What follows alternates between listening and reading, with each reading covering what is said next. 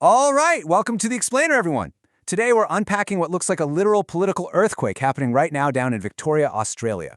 We're going to be looking really closely at a recent source that documents a highly specific grassroots realignment happening within the state's conservative landscape. If you've ever found yourself wondering how political tides shift right from the ground up, well, this is honestly a masterclass in party mechanics. So let's dive right in. Here is our roadmap for today. 1. A shift in allegiance. 2. Disillusionment with the Liberals. 3. The appeal of One Nation. And 4. Strategy for the future. Let's get to it. All right, part 1, a shift in allegiance, observing the defections. Listen to this direct quote from someone actually on the ground. They were kittens then, now they're cats, and they've opened up their eyes. Wow, right? That really captures the energy of these political meet and greets.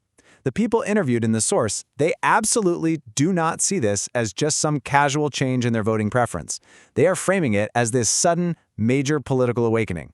And the claimed scale of this awakening? It's pretty striking. According to party representatives, One Nation's membership in Victoria hasn't just grown a little bit, it has literally quadrupled over the last 12 months.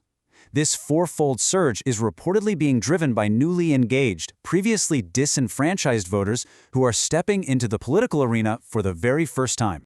And get this, it's not just, a slow trickle of isolated people making the jump. The source highlights a trend of highly coordinated exits. In one specific instance, they mention groups of 11 or 12 former Liberal Party members are actively organizing to defect together on the exact same day. It's a calculated, collective shift. But it's not just everyday voters either. The source highlights a massive, high-profile defection.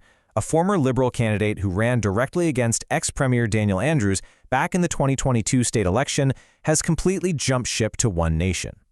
In the standard political playbook, high-profile exits exactly like this one are major indicators of a much deeper realignment happening beneath the surface.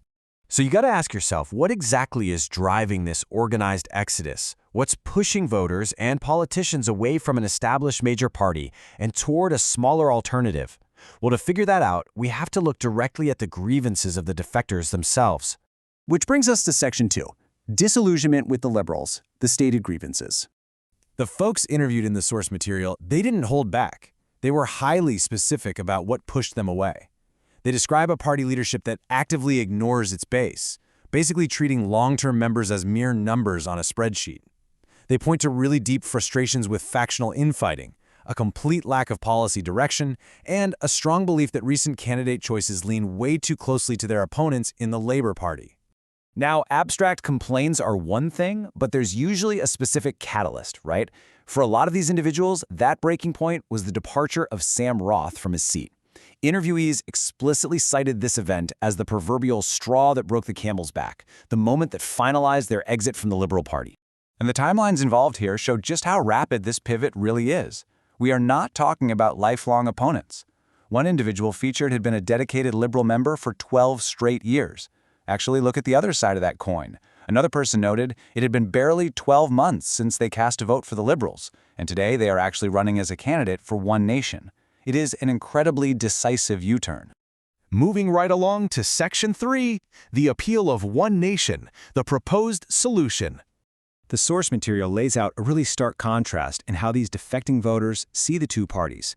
They perceive the Liberal Party as having totally lost its way through divisive tit-for-tat smear campaigns. Conversely, they view their new home in One Nation as the party of common sense. They see it as solution-oriented and representative of true conservatism. Actually, they take it a step further. They aren't just looking for an alternative. They are looking for a savior. Defectors explicitly call One Nation, quote, the last bastion of true conservatism, claiming it is uniquely positioned as the absolute only party capable of sparking the change they feel the state desperately needs.